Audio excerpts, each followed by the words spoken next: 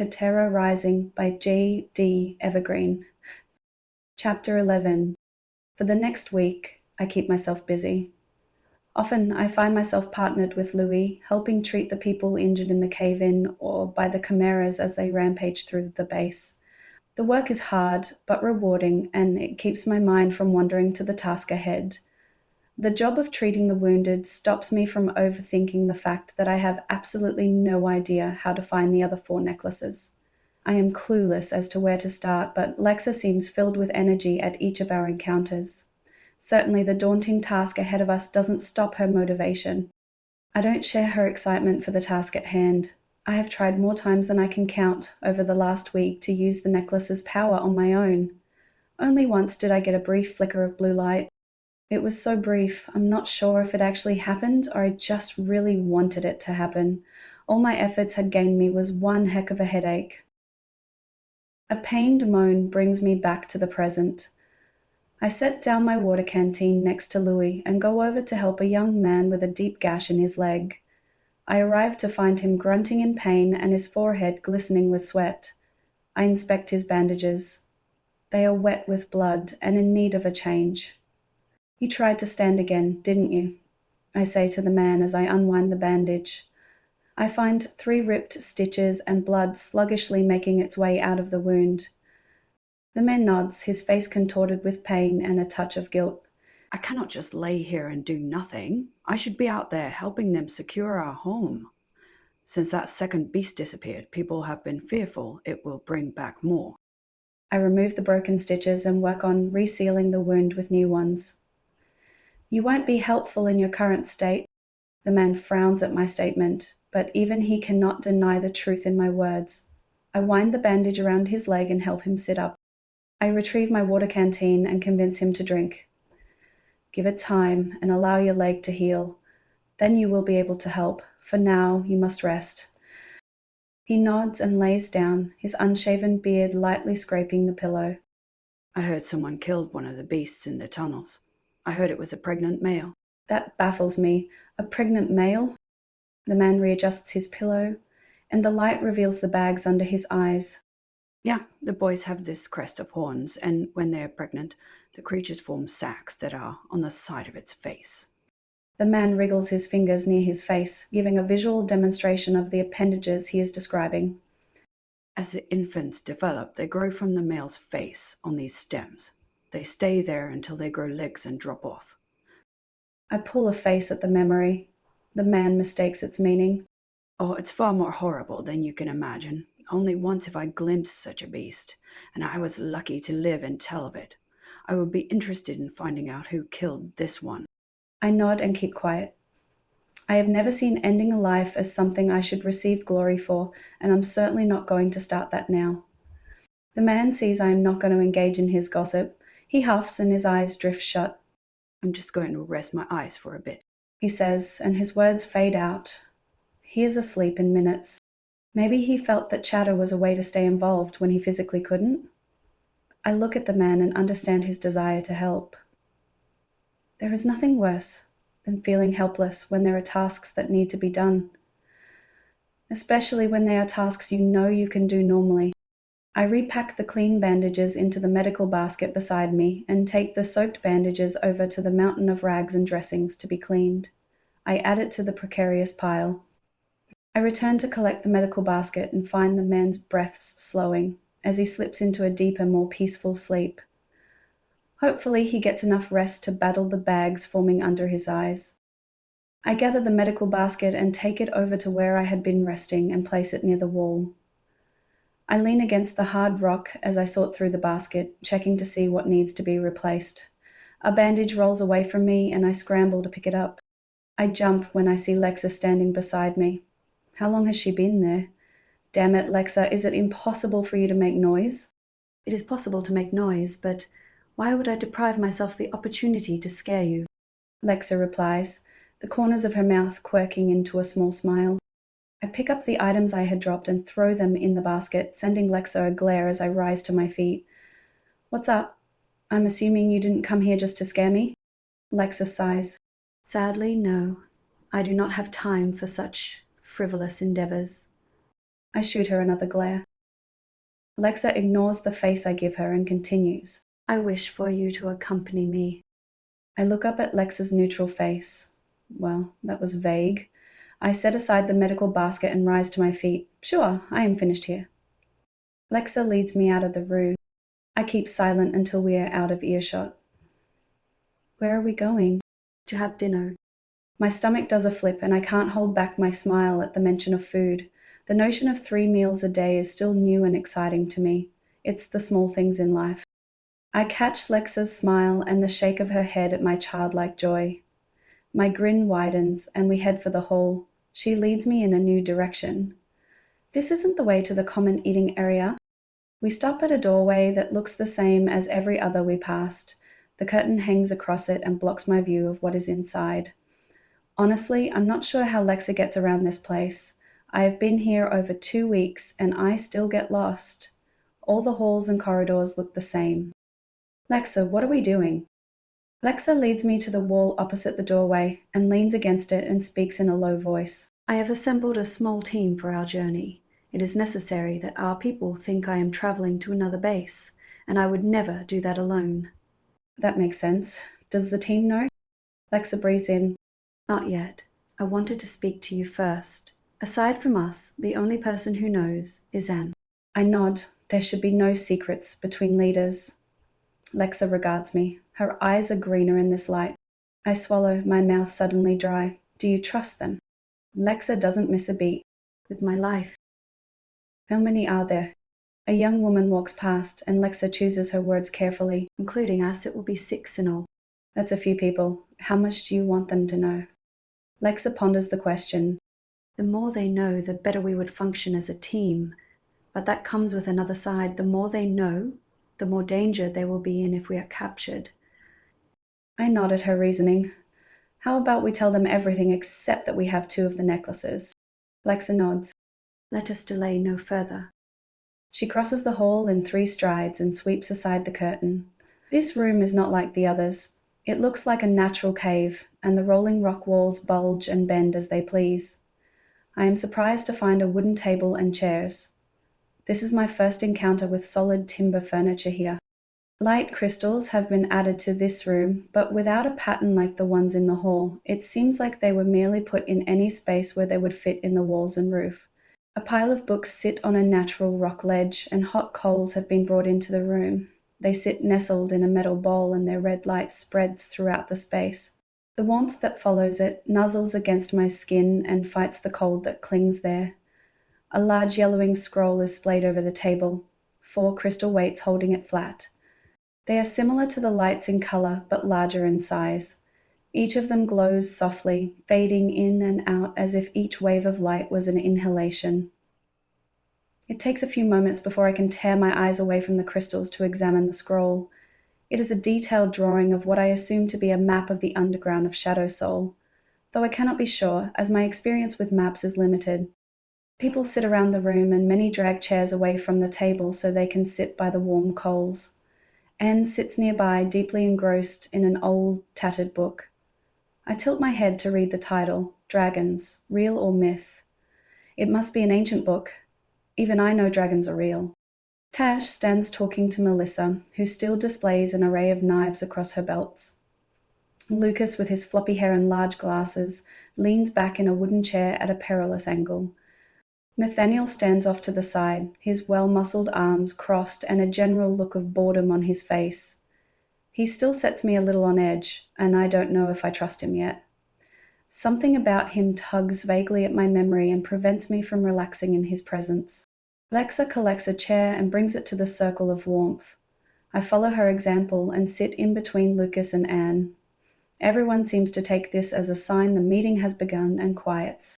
Lexa stands behind her chair and leans forward, grasping the edges of the backrest. We are here because I have decided to join Claire on her mission. We are attempting an endeavor that will hopefully result in the downfall of Emperor Darkmor.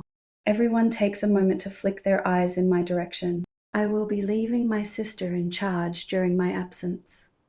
Lexa gestures in Anne's direction with a casual wave of her hand. I would like everyone else at this table to join us on the quest. It will be a perilous mission, and you will not be able to discuss it with anyone who isn't in this room. If we are questioned about our journey, we are simply traveling to another base. I do not want to get hopes up in case we fail.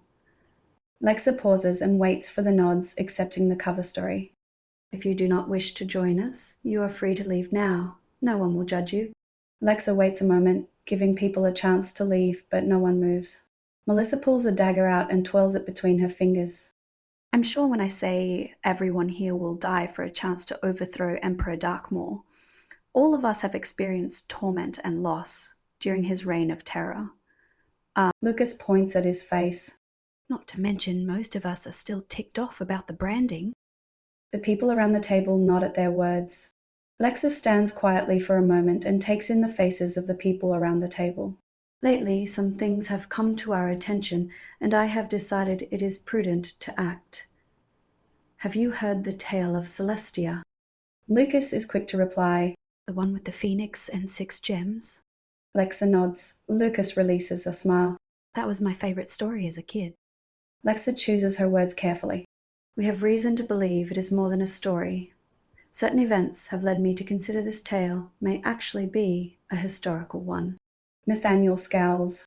What events? A mixture of rumors and words from a seer. Tash perks up. What is a seer said? Lexa walks around her chair and takes a seat. There are 6 necklaces that, when brought together, will bring about Emperor Darkmor's downfall. Everyone seems to accept this and waits for Lexa's next words. Are seers really that trustworthy that people just assume what they say is absolute truth? What status would my mother have received if she was here? Lexa continues, and I pull my thoughts away from my mother. We have heard rumors that the people in possession of these necklaces will have abilities that stand out from the norm. Tash shifts in her chair. Like powers? Yes, such as clairvoyance, telepathy, telekinesis, and so on. Lexa responds. My sister and I have heard rumors about a man who can read the minds of others. He travels with a group of misfits that perform for towns and villages within Shadow Soul's less monitored living zones. Nathaniel huffs and crosses his arms. How do we know this isn't a man with a magic trick? A man preying on the weak-minded? Lexa sighs and rubs her forehead. We do not. All we have to go on is that his abilities have uncanny accuracy. The room shifts once more into an uncomfortable silence. I look at the faces around me. Are they regretting their acceptance of Lexa's terms? Lexa's piercing green eyes meet mine, and my stomach flutters in a way I have never felt before. I push it away and label it as hunger. After all, it is pretty close to dinner time. I realize I'm staring and attempt to break the unbearable silence that has settled upon the room. Do we know where this traveling band is now? Lexa flicks her eyes away from mine. We believe so. Well, that's better than blindly searching all of Katera. Nathaniel grunts. Lucas rolls his eyes. Katera is a bit of an overstatement. The whole problem is that we are trapped in the underground of Shadow Soul. If we could get up to Katera, we wouldn't be here. Lexa looks at Nathaniel and purses her lips. I can almost see the comment she withholds. We believe their next stop will be the farming town of Arrest. Anne rolls out a large yellowed scroll from her hands and pegs it to metal clamps in the wall I hadn't noticed before, revealing a considerable map of Shadow Soul, far more detailed than the one on the table. I can't help but look at it in awe. The map on the table before this was nice, but it is nothing compared to this. I can see it was drawn with a loving hand. Every section of the map is exquisite in detail. It reveals underground lakes with pictures of monsters, mountain passes, and even caves. Tiny, neat writing is scattered along the surface, naming places and landmarks. The paper itself is yellow and crinkled, showing seasons of age and use. Anne reaches across the map and points to a black dot along the coast, labeled Erast. I have reached out to our other communities, and we believe the man is headed to this town. There are other rebel communities? This group is far larger than I ever imagined. Why hasn't Emperor Darkmor registered them as a threat yet? I think back to the chimeras. Maybe he has. I scan the map. Where are we on the map, and how long will it take to get there? Anne eyes me, obviously unsure if she is allowed to disclose our location to a person who is practically a stranger who has convinced their leader to go on a potentially fatal mission with basically no information. Lexa rises from her chair and points to an area on the map. Her slender finger rests on an area a little down from the prisoner encampment, nestled in some low mountains. We are here, and it should take us about 5 days to get there on foot, if we are not troubled by any guards. Already monsters. Lucas chimes in. And if we don't get lost, Melissa adds with a small smirk, earning her a shove from Tash. Tash crosses her arms. Why do you always have to bring that up? It was one time. That one time was traumatizing enough for a lifetime. Melissa quips. Tash opens her mouth to respond, but is stopped by a look from Lexa.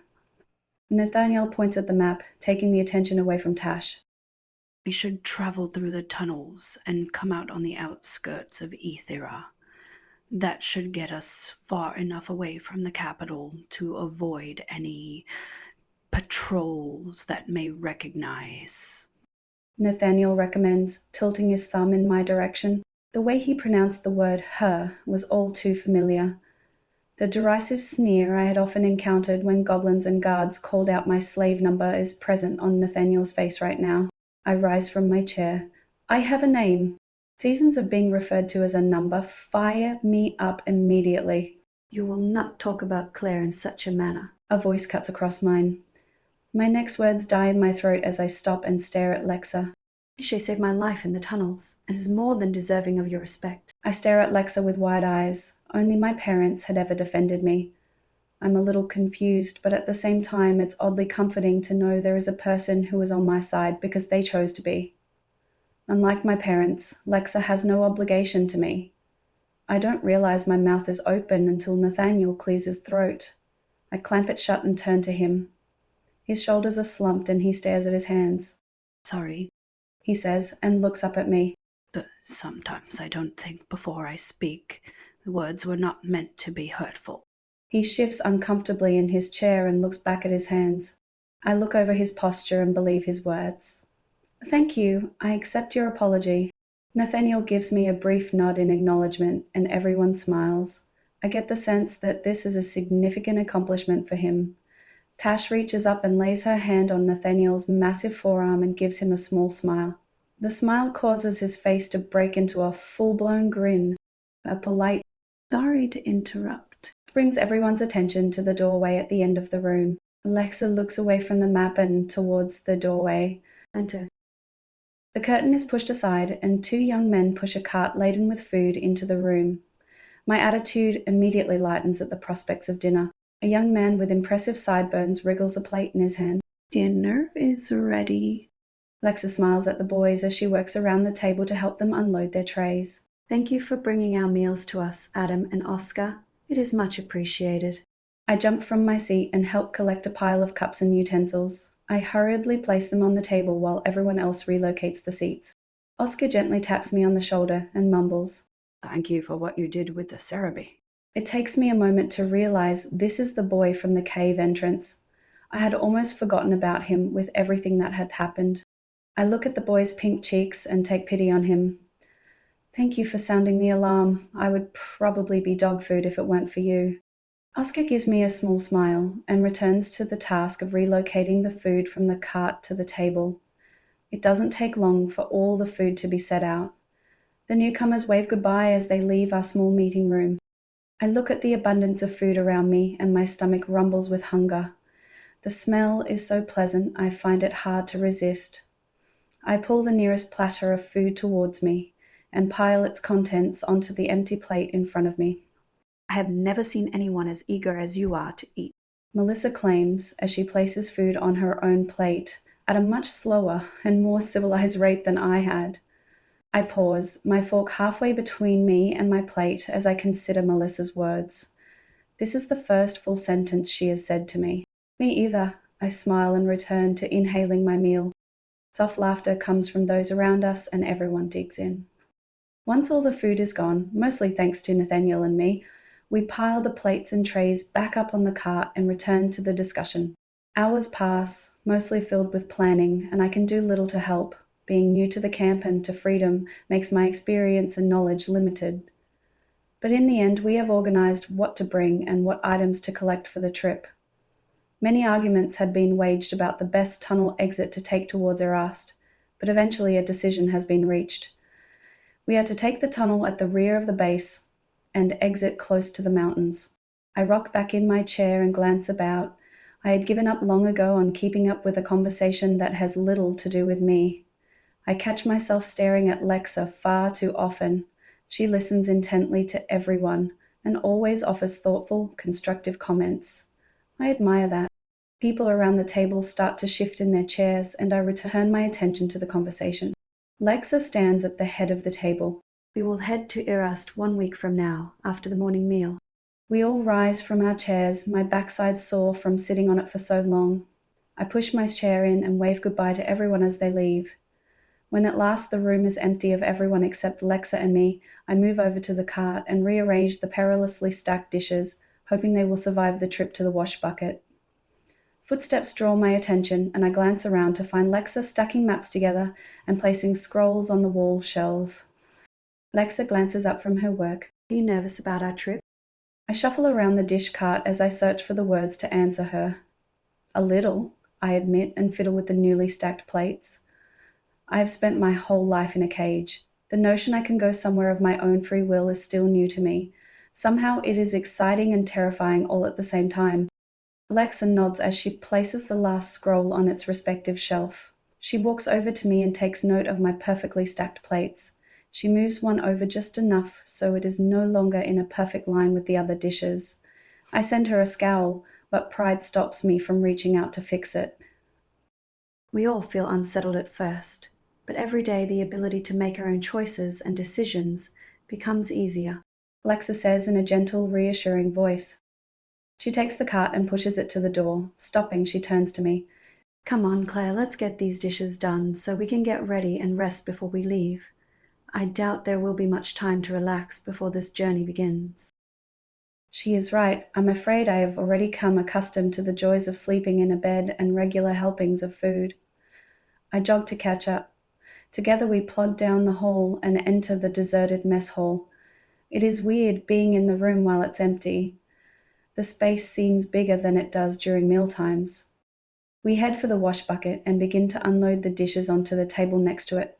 Lexa hauls a clay pot over near the orange crystal and sets it aside for heating. It doesn't take long before the water is ready to use. Doing the dishes is my least favorite part of freedom, and I quickly grow tired of it. I flash Lexa an evil grin and flick the dishwater at her. Little spots of water fall on her clothing and cling to her hair. A small water war is started, and we splash at each other. I slosh an impressive amount of liquid at Lexa and manage to put water all over the floor. I cheer for myself and loudly proclaim my victory over the wash bucket. Our laughter echoes through the empty hall as we clean the water off the floor and finish off the dishes in what is left of the water. I smile as I flop down beside the orange crystal and enjoy the warmth, my clothes beginning to steam themselves dry. I'm starting to think I need a portable one of these. Lexa rummages through a shelf and returns with a small metal pot shaped with a handle and a spout. She fills it with water and a pinch of herbs from a leather pouch in her pocket. She settles the pot by the crystal on a small clay circle. 2 clay cups are set beside me, and Lexa sits, wedging herself between me and the orange crystal. We sit in silence for a moment, but I can't contain my curiosity. I point at the metal pot. What is that for? Lexa shifts to rearrange the cups, and her knee brushes mine. It is a kettle. It boils a small amount of water, enough for 2 or 3 cups. The herbs I put in it add flavoring. It creates a type of drink. I nod and eye the pot and the floating crushed up leaves. I make a mental note to learn more about edible plants. My knowledge seems woefully insufficient. Lexa fidgets with a small stone in her hands. Claire. My eyes dart up to her tanned face and marvel at the way the orange glow plays with her jawline. What are your thoughts on... She stops and struggles with something internally, and she seems to deflate. Would you like to try and use our necklaces again? My eyebrows furrow. I get the feeling that wasn't her original question. I look around the empty room. I don't see why we can't. Lexa holds out her hand for me to take, and I slowly place my hand on top of hers. My skin tingles at the contact. Light pours out around the neckline and sleeves of my armor. I use my free hand and tug my necklace free as a wall of light weaves its way around us. We are completely immersed in a bubble of light, and I can already feel the power of the necklace draining my energy. Lexa's eyes meet mine. Shall we see if we can stop it while we are connected? I nod and close my eyes, concentrating with all my will to stop the flow of energy. I open my eyes and nothing has changed. The light still flows around us. I try again and there is a flicker in the bubble, but that could just be a result of the pounding headache and exhaustion taking over me. Lexa seems to be having the same issue. Sweat breaks across my brow. I can't stop it. Lexa's brow is furrowed in concentration and her eyes open at my words. The crystals have taken their toll on her too. Slowly we separate our hands and sit apart from each other. A loud whistle pierces the silence, and I am on my feet in seconds, my dagger half drawn. Lexa smiles and tugs on my pant leg. It is okay. It's just the kettle. She reaches over to the kettle and uses a nearby cloth to move it away from the crystal. The shrill whistle calms and fades. Slowly, I sink back to the ground, and Lexa busies herself with pouring the liquid into cups. She hands me one, and I take a sip. It's warm, slightly bitter, and has a sweet after flavor. I feel my headache lighten almost immediately. I think we are going to need help, Lexa remarks as she stares into her tea. I take another sip of mine. Help? She nods. using these crystals. We can't set them off every time we make skin-to-skin contact. That's a recipe for disaster. Ignoring the way my stomach lurches at the phrasing skin to skin, I stare into the orange crystal as if it will give me answers. I see your point. Who can we ask without jeopardizing our mission? Lexa readjusts so she can lean against the warm bricks of the bench beside the crystal and pulls her knees up to her chest. She rests her cup upon her knees and looks up at me. We could ask the elders. It is a little unorthodox, but I don't see another option. I nod. Will you be asking Eldry and Ander? Lexa raises a single eyebrow. You know of them? I take another sip of my tea. We had an encounter in the laundry room. Eldry insisted I clean my armor, and Ander gave me a new set of pants to wear. Lexa smiles.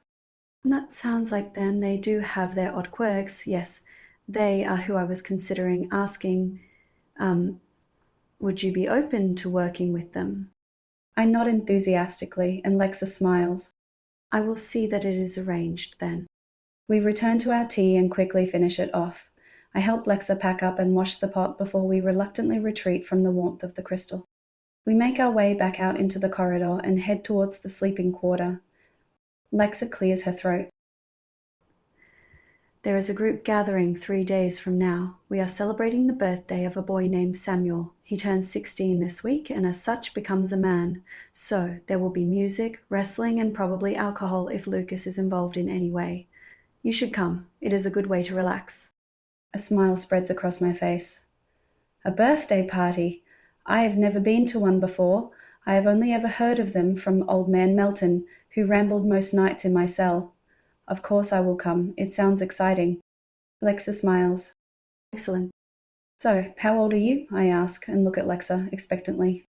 Lexa gives me a surprised face before schooling her features into a look that is more neutral. You know, Claire, in most cultures, it's rude to come out and ask how old a person is. What's with the hesitation? Are you secretly really old? I prod, not giving up. Lexa gives me a deadpan expression. Well, back in my day, we used big sticks instead of swords, as we didn't know how to make fire. I keep my face just as serious as Lexa's. Does that mean you're going to scold me about how incapable my generation is? Perhaps after a nap. If you're lucky, I might wave my cane about and everything, Lexa claims, moving her arm about in demonstration of her cane-waving abilities. Smiling, she bumps her hip into mine. We walk in silence for a little longer before Lexa sighs and looks at me. I have seen 25 winters this season. I smile as we step through the doorway. I've seen 22 summers. We return to the makeshift sleeping room and pad through the rows of sleeping people as we make our way to our cots at the back of the room. I pull off my armor and find the blue lines have returned across my forearm. Hesitantly, I touch them, and pain flares through my fingers and arm once more. Well, at least now I can be sure the pain wasn't related to my ripped stitches. I flick my eyes over to Lexa, who is already in her sleeping clothes. Lexa, the lines are back. Lexa puts down her half-folded clothing and comes over to inspect my arm. She reaches for it and stops, her hand hanging in midair. She pulls off her necklace, lays it on my cot, and turns back to face me. I find myself nodding. Good idea. Lexa gently takes my arm in her hand. Yes. Well, my head hurts enough without going for a second round. The throbbing behind my eyes agrees with her. Lexa gently runs her finger along my arm and quickly draws it away when she encounters the lines there. Well, that isn't a pleasant sensation. It is almost like it burns. It happens to me when I touch it too. Lexa nods and lets my arm go. It's strange. The gift has adverse effects on those who use it, but I have never seen this kind of response before. I flick my eyes up to Lexa's. Do you have any lines? Lexa holds out her arms and inspects them. I do not think so. I glance at my arm and back at Lexa. Last time they were on your neck. Lexa pauses for a moment and closes her eyes as she takes in a deep breath. Her eyes open and she ties her hair back with a strip of leather she keeps tied around her wrist. Could you look for me? I nod, and Lexa carefully perches on the edge of my cot, far away from her necklace. I stand beside her and carefully turn her head to see her neck. 3 green lines stand proudly where her hair had been resting moments before. You have them too. I pause a moment as I look over the green lines on her neck. Do you want me to touch them and see if you have the same reaction? Alexa gives a single curt nod and swallows. Gently, I reach out and touch one of the green lines. A shot of energy rushes through my fingertip and up my arm. I yelp and pull my hand away. Lexa jolts and takes in a sharp breath. Touching her lines caused a very different pain from the one I experience upon contact with mine. Lexa's chest rises and falls as she works to regain her breathing. That was different. I nod and rub my head. Mine burns and yours is like a shock of energy. That puts an end to the idea that our reactions to the crystals are the same. Lexa gingerly touches her neck and I see the moment the energy flows through her. She doesn't jolt, but her whole body tenses, and her eyes clamp shut for a moment. She withdraws her hand and puts it in her lap. It is like we are chasing our tails. I nod and sit on the bed beside her. Every time we answer one question, we're given another. Lexa rubs her head. It certainly feels that way. I massage my temples. I think I have had enough for tonight. Lexa rises to her feet and carefully avoids me as she collects her necklace. I concur. We should retire for the night in any case. I crawl under my blankets and Lexa places a cloth over the light on the wall, bringing darkness into our small section of the room. Lexa's bed creaks as she climbs into it and gets comfortable. The noise settles and quiet descends through the space. I pull my blanket up to my chin. Night, Lexa. Good night, Claire. I smile, and the exhaustion flowing through me forces my eyes shut, and I slip into a deep sleep.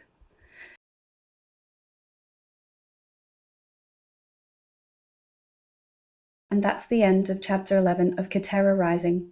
If you're enjoying the story, don't forget to like and subscribe. New chapters release every Monday, Wednesday, and Friday. Now let's talk. Do you think Claire and Lexa's plan will actually work, or is this the beginning of a disaster in the making? And more importantly, how long do you think Claire can resist fixing things Lexa intentionally misaligns? Drop your thoughts in the comments below, and I'll see you in the next chapter.